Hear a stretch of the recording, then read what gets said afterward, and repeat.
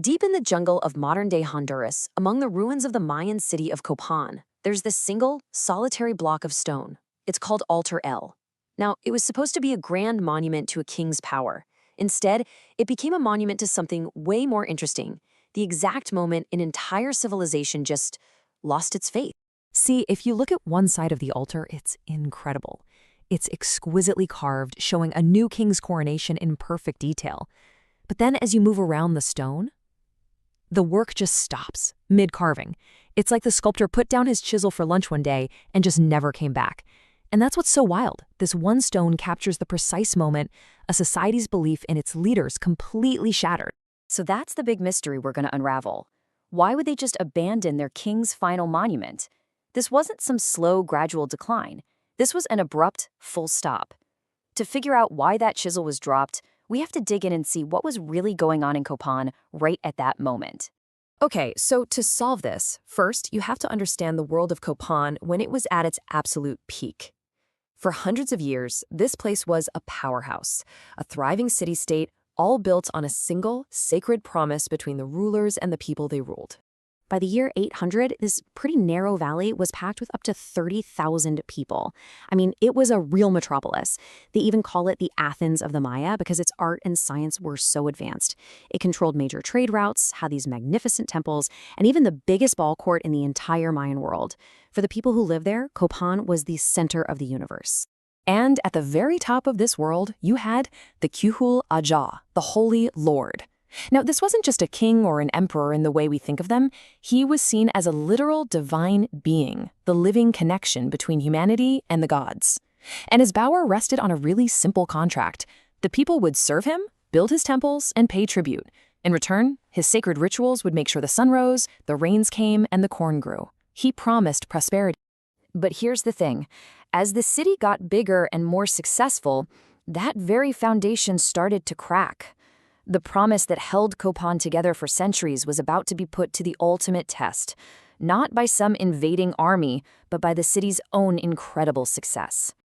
With the population booming, there just wasn't enough good farmland. Farmers were forced up onto these steep, fragile hillsides. To make room for corn, they had to chop down the pine forests. And what happens next? Massive soil erosion. All that rich, fertile topsoil just washed away. So how did the elites react to this looming crisis? Well, not with a smart conservation plan. Instead, they kicked off what archaeologists call a frenzied building boom. All the nobles started competing with each other, building bigger and bigger palaces, demanding more and more from a land that had less and less to give. This created a totally fatal disconnect. On one side, you've got the palaces of the rich and powerful growing larger, more ornate, and sucking up all the resources. And on the other side, the actual people building those palaces were starting to starve. And we know this for a fact. The forensic evidence is just undeniable.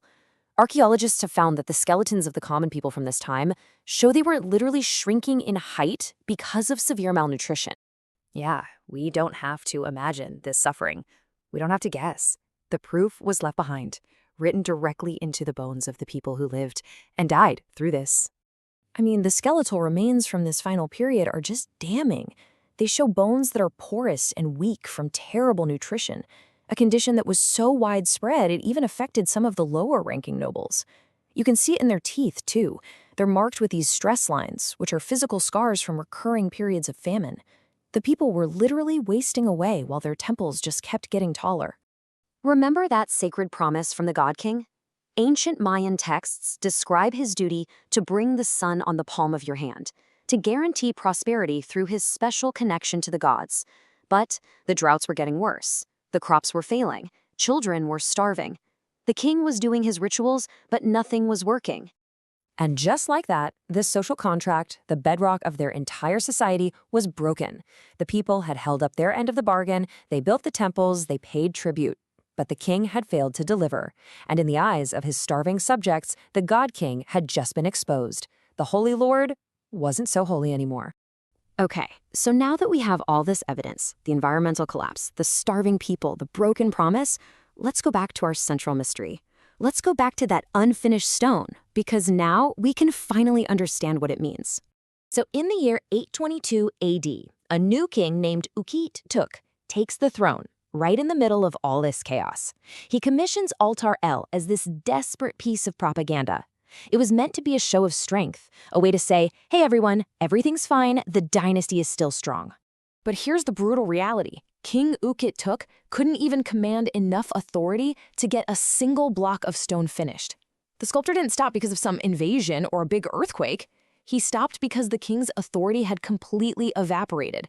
The magic was gone, and nobody cared what the king wanted carved in stone anymore. And what followed was this quiet but total end. About 30 years after the chisel dropped on Altar El, the royal palace was burned to the ground. And the evidence strongly suggests it wasn't an invading army who did it. It was the people of Copan themselves. The people didn't all disappear from the valley, but the god kings and the entire system they built were over. Finished.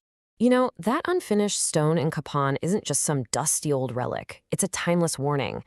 It forces us to ask a question that echoes all through history.